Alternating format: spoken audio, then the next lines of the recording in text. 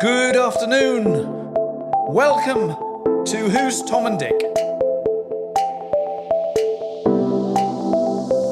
With your hosts, Martin Weavers and Patrick Mortimer. Good morning, and it's another lovely day, Patrick. Yes, it is, Martin, and hopefully summer has just begun. Well, hopefully. It's taken a long time, hasn't it? Yeah, well, you've come out in your shorts. I have. And that's quite a frightful sight, to be honest with you. So, luckily your legs are tucked under the table, so I haven't got to look at them. That's true, yeah. And we've got a guest today, haven't we? Yes, so, would you like to do the introduction? I think I will, yeah. So, well, today we're talking to a local man to us, a man who during his career, I'd say, has worn many hats. That's what I'd like to say. He's been to a World Cup, and we're going to ask him about that a little bit later on. He's been an official at Arsenal.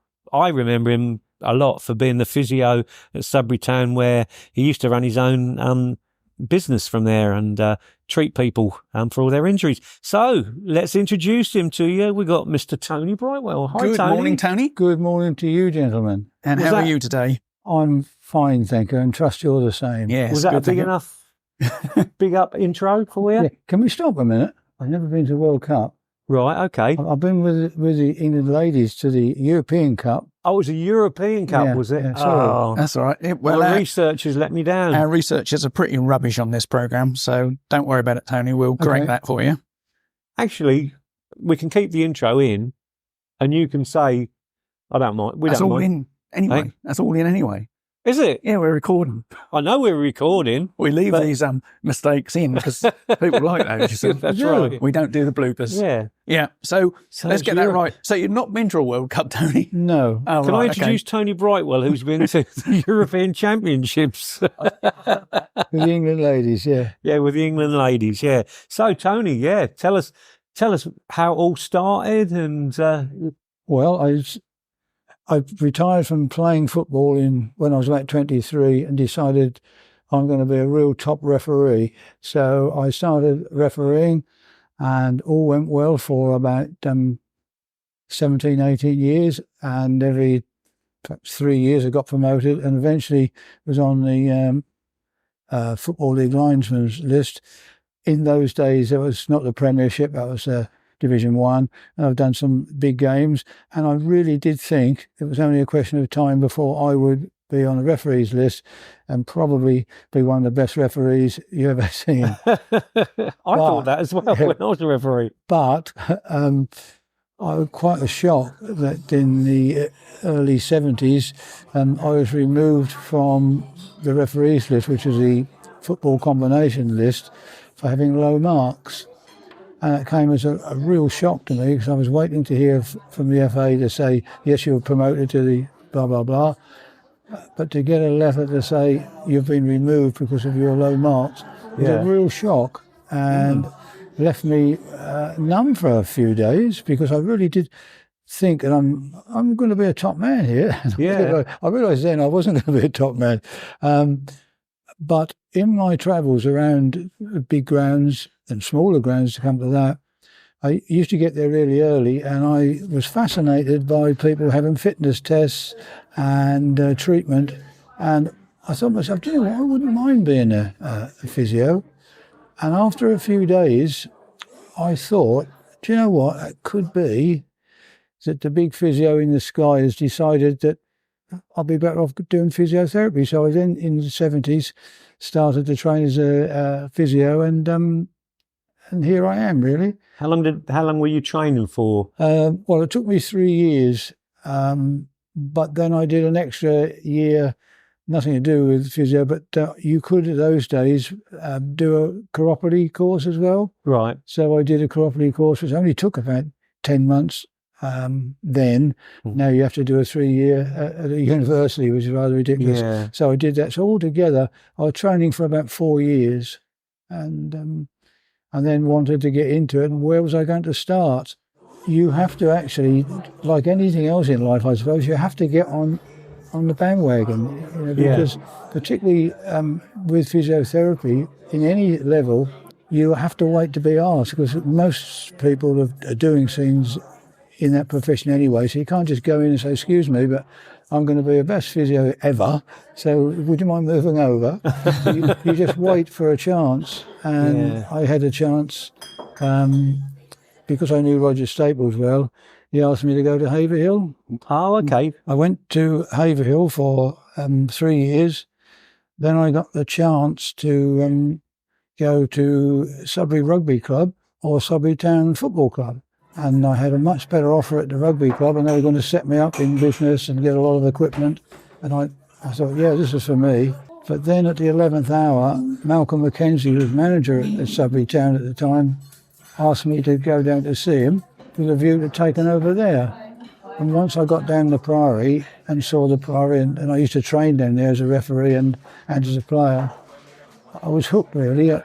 And that was What year was this then, roughly? This would be 80. Yeah. Yes, yeah, 79 or 80. Yeah. And so I started at Sudbury. So had you got a personal interest in rugby or football at the time? I had no interest in rugby. Yeah. And I didn't know anything about the game whatsoever. No. So you had a natural draw to the football. Yes. Yeah. But after 3 years at the rugby club, I decided to leave.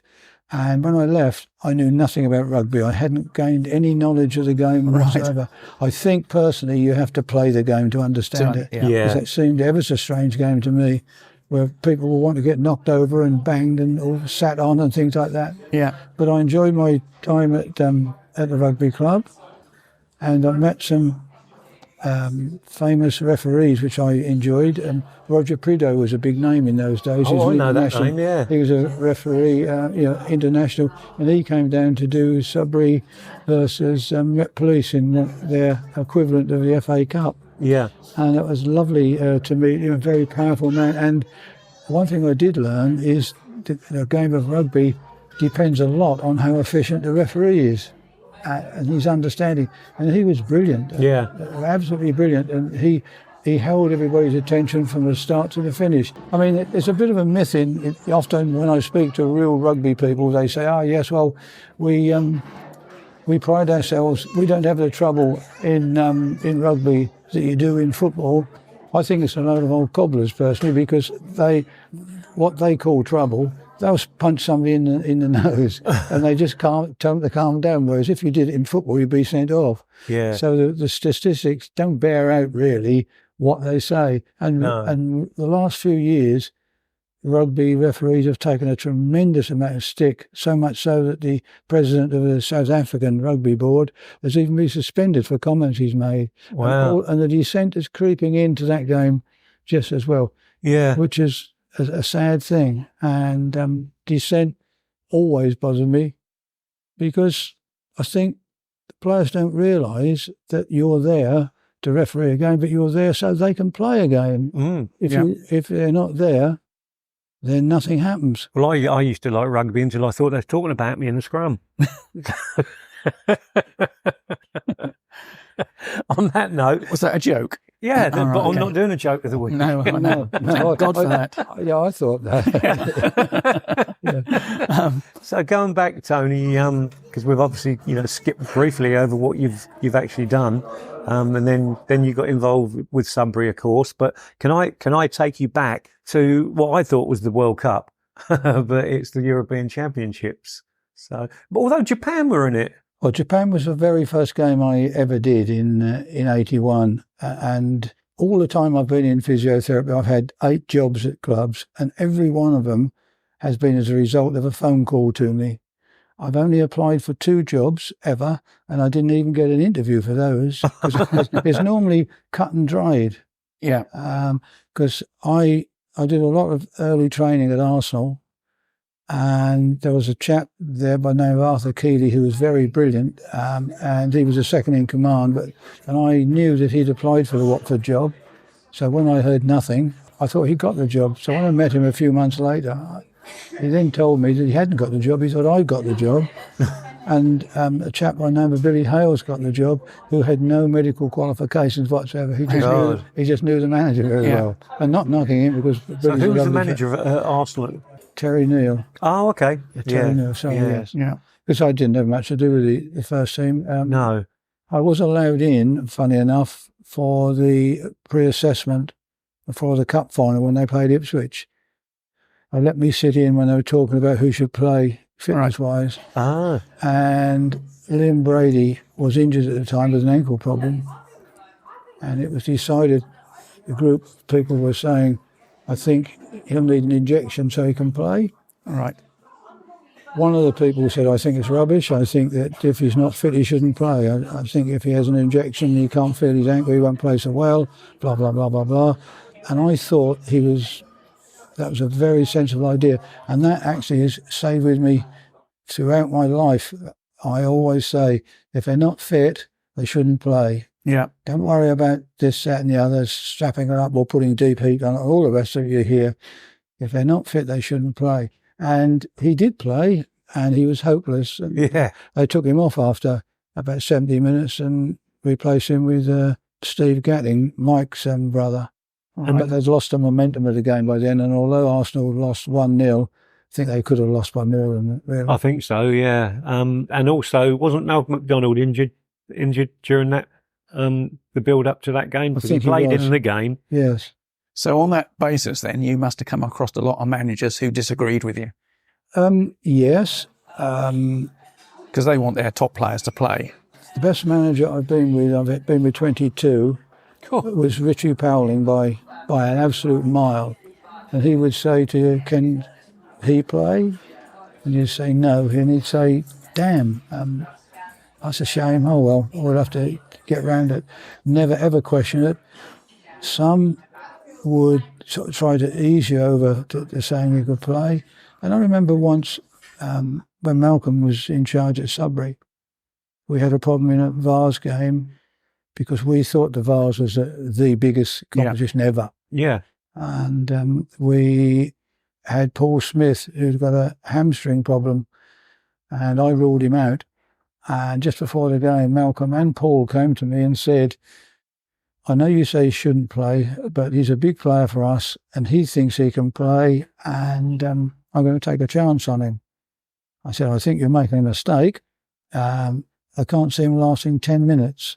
Well, we'll see. And actually, in a way, I was pleased he lasted 9 minutes before he came off. All right. But having came off and he nursed his hamstring, from then on, he was very respectful of what advice people told him, because basically everybody wants to play. Yeah. And one of the things that I used to find a problem in my private practice was when fathers used to bring their sons. Yeah. He's got an injury. But he must play this weekend because it's a big game and the manager thinks he's a good, I've heard it a million times. Right. And you say to him, well, he shouldn't play. Yeah, but what if he plays Saturday and don't play the following Saturday? No, he shouldn't play. Most of them take advice. Yeah. But that's the fathers pushing their sons. Yeah, dreadful. And very often, if I could separate the father from the son by saying, can you ever look at this photograph? I used to say, well, can you have a quick word with the receptionist? So I'd get the boy on his own, which is very dangerous now. Yeah. But I'd say to him, do you really want to play? And he said, no, it makes any difference to me whether I play or not. And again, a lot of these things happen where the boy plays football, but about 16 or 17, he's got no interest in the game and boom, he's gone. Yeah. But the dads do try and live their life. Going back to your time with the England ladies, so this is probably where I got confused because, as I said a little bit ago, you had Japan in a European thing. Why were they in that? No, they weren't in it. Or did they host it? No, they weren't in any competition apart from the one that they ran for 4 different teams. That was like just a friendly thing. And I, again, going back to what I said about getting a phone call, right out of the blue, I got a phone call from the lady who was the secretary of the Football Association, ladies. Would you like to be our physio? And I said, yeah. And I didn't think I'd get the job. But she said, well, we need to speak to people and various people. And anyway, after a while, then I got the job. And my very first game was Japan away. I'd never flown before, was terrified of flying. And I really was nervous when I got on the plane. I thought, I'm going to die. Yeah. And I didn't like it at all. I suppose it took me a good 10, 15 flights to lose that. Now I'm not okay with it, but I used to. I read about it, and it said about the players partying in a local disco until 1 o'clock in Tokyo. Yeah, I remember that. Well, the other thing I remember, a lot of our girls are northern girls, and they were used to drinking. Oh, right. And at the time, in Japan, you either pay a certain fee to get in the club and then buy your drinks, or you pay one fee that covered your entrance and the drinks. Well, Japanese people at that time did not drink much, and their bottles were a third of a pint. Right. Yeah. Well, the girls got down them. Well, they must have had 6 or 7 pints, so they didn't make a lot of money out of them. But it was fantastic. And we also noticed that when we got a cab late at night to back to your hotel, if you hadn't got the right money, there was no way would they take anything extra. If you said, "Oh, keep the change," they said, "No." Well, they used to take you in the reception and get the change. They used to think that taking a tip was not an honourable thing to do. Oh, right. And of course, you come back to London and then they expect it, don't they? Yeah. That was a fascinating experience, I thought. You've had some fantastic experiences in life, I think. I mean, one of the biggest ones must be going to Wembley with Sudbury Town. Yeah. Do you know what? When I refereed, I had 2 ambitions. I wanted to referee abroad, and I wanted to referee at Wembley. Yeah. And I achieved none of that. But when I got as a physio, I eventually got to Wembley with Sudbury, and I got abroad with England ladies. So Yeah. it worked out. But yeah, Sudbury was a fantastic thing. The whole town was behind us. You know, you walk down the street. It was Turn the Lights Out in Sudbury, Yeah. wasn't it? When I remember someone put a banner up, but Yeah, it was at the top of Bungling Hill, last one out, put the lights out. that's right, yeah. And we took 10,500 people there, and they took nearly the same. And until the new Wembley came about, we held the ground record for the Vase final, 27,600. That's right. I don't know all their names and addresses, but So what can you remember what minute you first got out on the pitch? I mean, I think I would. You must have been out in the first half. yes, and I can remember. Very sadly, I never got on the pitch at all. Didn't you? Anytime one of our players went down, I got up and they got up as well, so I never got on the pitch. But I did make sure when I came off at half time, I ran round the pitch so I could say, well, I've been on the pitch and by the goal. But I never got on there at all. Everybody wants to say that, don't they? Yes. Yeah. But as Do you know what? I never realised you never got on the pitch. I wouldn't have asked otherwise, Tony. Oh, it didn't matter. But one thing I do remember, we had a driver of our bus. He was a lovely fellow. He was an Irish fella, and he was a crap bus driver. He really was. And he got lost taking us to Wembley. Oh, no. And he had to phone the police. You have to keep in touch with the police. Yeah. And eventually they said, "Where are you?" He said, "I don't know. I'm in London." And eventually they said, "Look, stay where you are. We'll come and pick you up." Yeah. And that's what he did. And he used to have, if we stopped anywhere, he used to have several pints before he got back in the bus. Yeah. I used to think, blimey, but he was a real character, and we had to have an escort in because he didn't know where to go. Oh, God. Going on to your physio work then, Tony, what parts of the body do you actually treat? Well, everything. Everything. Everything. Yeah. But when you start physiotherapy, what happens to you? You usually get put into little people's baskets. You know, they think, oh, because I used to get people say, "You're a sports injury specialist." Yeah. I never thought I was a sports injury specialist. One thing I did learn in the early days, I used to see some stroke patients. Yeah. And I was absolute crap at that. Really was terrible, because I have to have a rapport with my patients. Mm-hmm. And if you don't have a rapport, well, I'm just no good, really. Right. So after 2 or 3 years, if anybody phoned up and said, can you see my uncle, or blah, blah, blah, he's got a stroke, I used to say, well, I can if you can't find anybody else. But so what sort of treatments were you expected to do for stroke patients then? Well, rehabilitation of their limbs. Often they can't move, so you spend a lot of time working with them to try and get them to stand or to move their legs. And I found that I'd leave a machine at their house where they could pedal. Yeah. You sit on the sofa and pedal. And I used to say to do that 10 minutes twice a day. And invariably, you'd go to them a week or fortnight later and said, how you get on? Oh, yeah, I'm getting on all right. Right. How's your cycling going? Yeah. I said, well, show me what you can do. I say, I don't actually know where it is. So, Oh, God. And I found that hard to actually get into them. And I'm not good at that.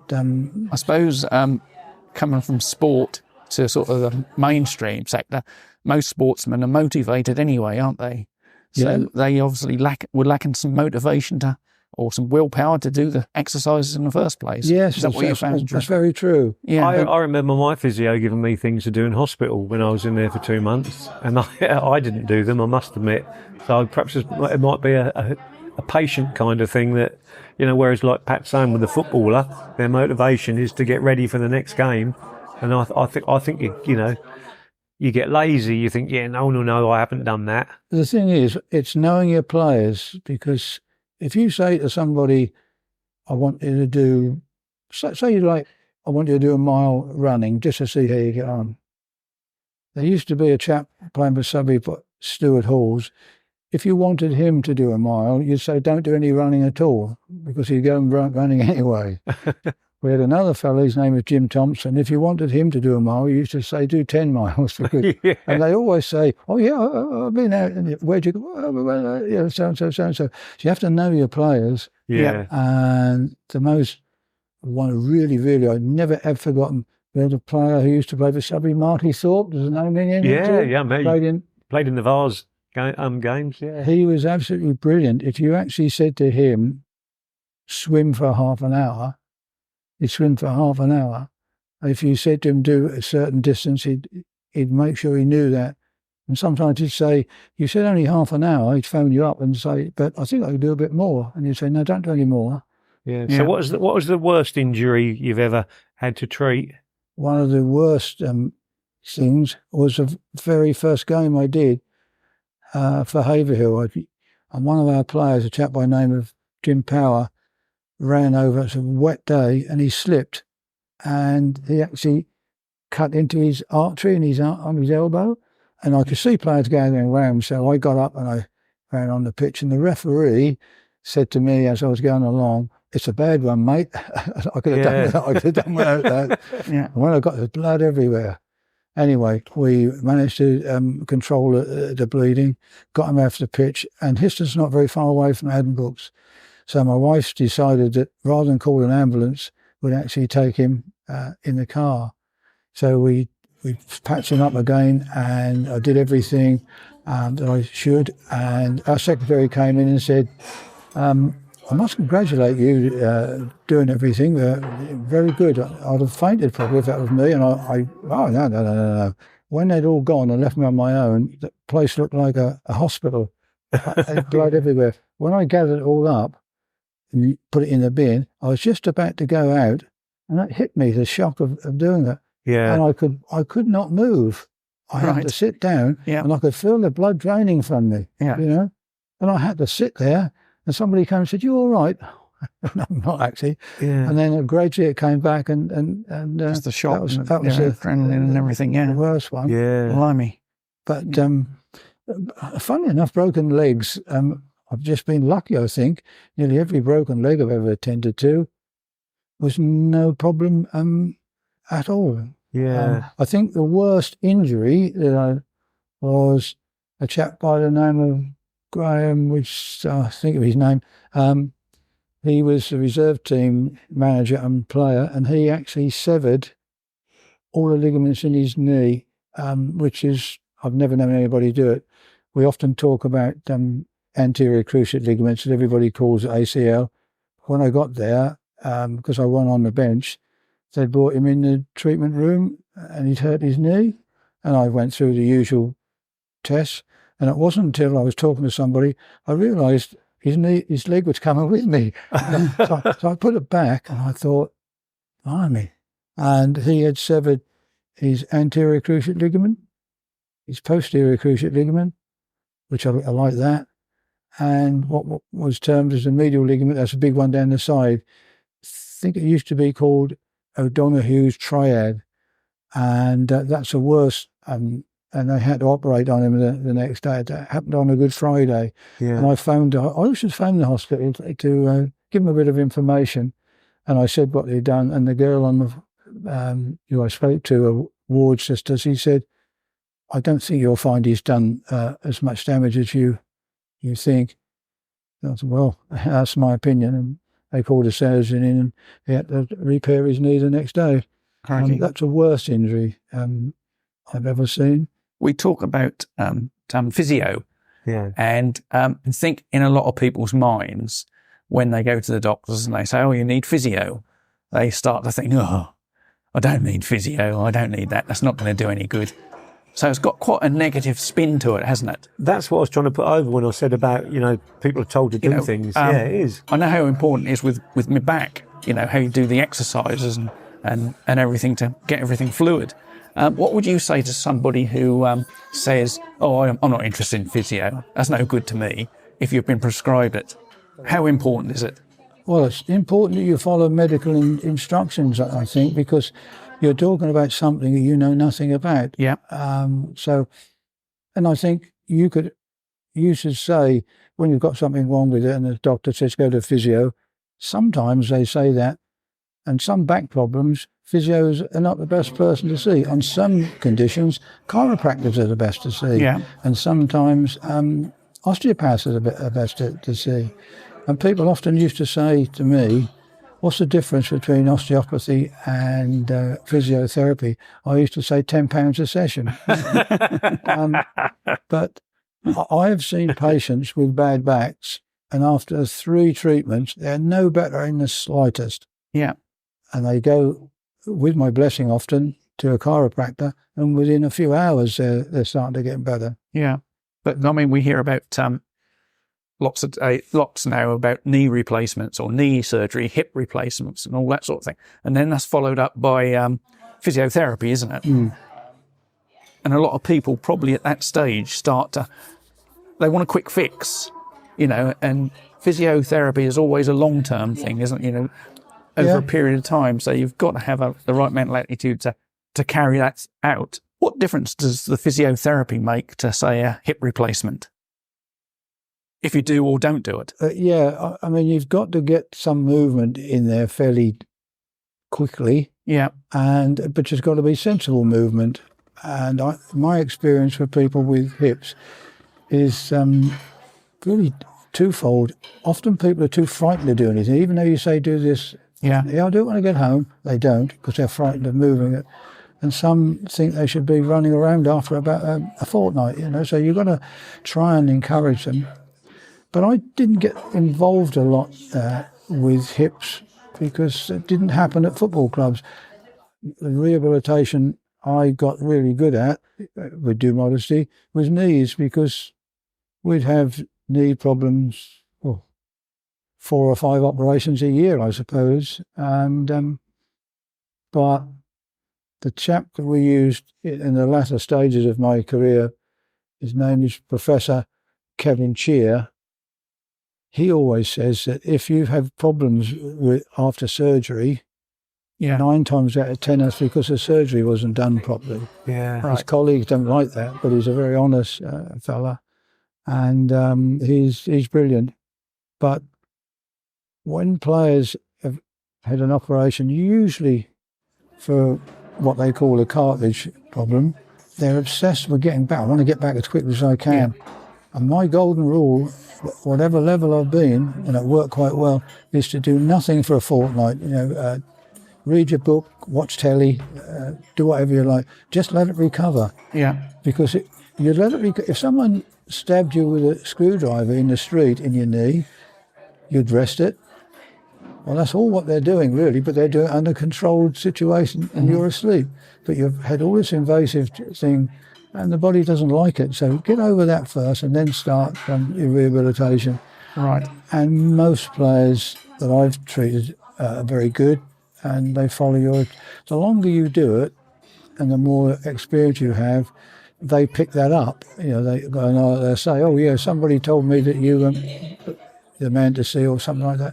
They give you confidence. That gives them confidence, because we used to get people come from as far as Norwich and places and Southend, and I used to say to them, look, I'll try and find you someone near. I've got a book here, but a lot of people would rather go to someone who's personally recommended than just a piece of paper. Well, that makes sense. Well, I think people, it's confidence, isn't it? Yeah. Because if you get a chap who goes to hospital for a hip, I don't know what or whatever, he's just an NHS patient and he sees a specialist, he invariably comes back and says, I think he's a top man. They don't know that he's a top man, and very often he isn't a top man, but it gives them confidence that, I think he's a top man there. Well, we know with all illnesses that we talk about positive mental attitude as about the brain and how it conceives things. And if you go to a specialist that's got a good reputation, you're automatically going straight into something that's positive, and you think, well, he's got a good reputation, he's good, he's going to be able to help me. Yeah. Whereas if you go to somebody you don't know, you haven't got that.